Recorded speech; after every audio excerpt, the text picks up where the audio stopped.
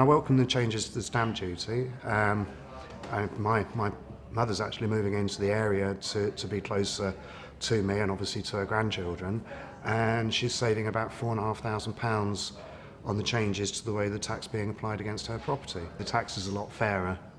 Home buyers are no longer going to face this cliff edge approach to the way in which the tax is worked out for what they pay.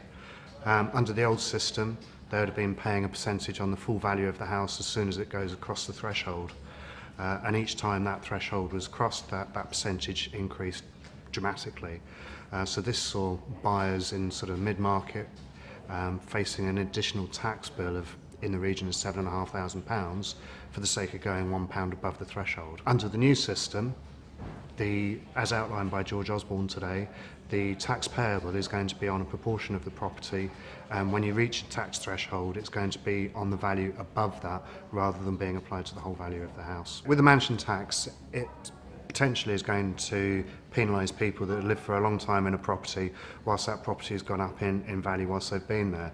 And having an annual charge, that's going to affect people that can't afford to pay that. So if you have an elderly couple living in a property that's gone up in value over the last 40 years, they're either going to be faced with an annual tax bill, or that tax will accrue and be paid when they've actually passed away, and it would be a tax that's applied against their estate. People are already facing an inheritance tax.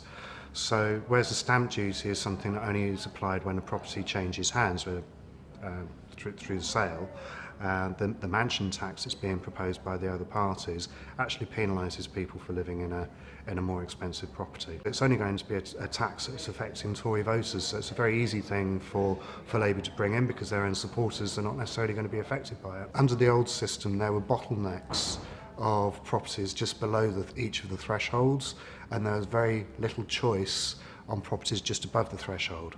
So in real terms, one of the thresholds was £250,000.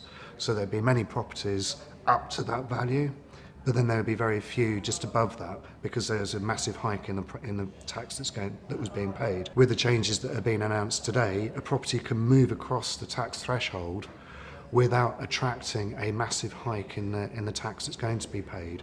So that means that for the homeowner, it's going to benefit the homeowner because the true value of the property can now be reflected around the thresholds rather than being artificially held back. It is a tax giveaway by George Osborne. I believe it's estimated about £750 million will be lost to the Treasury under the new proposals. It's not going to affect people's livelihoods that much because people only tend to move every 5 to 7 years.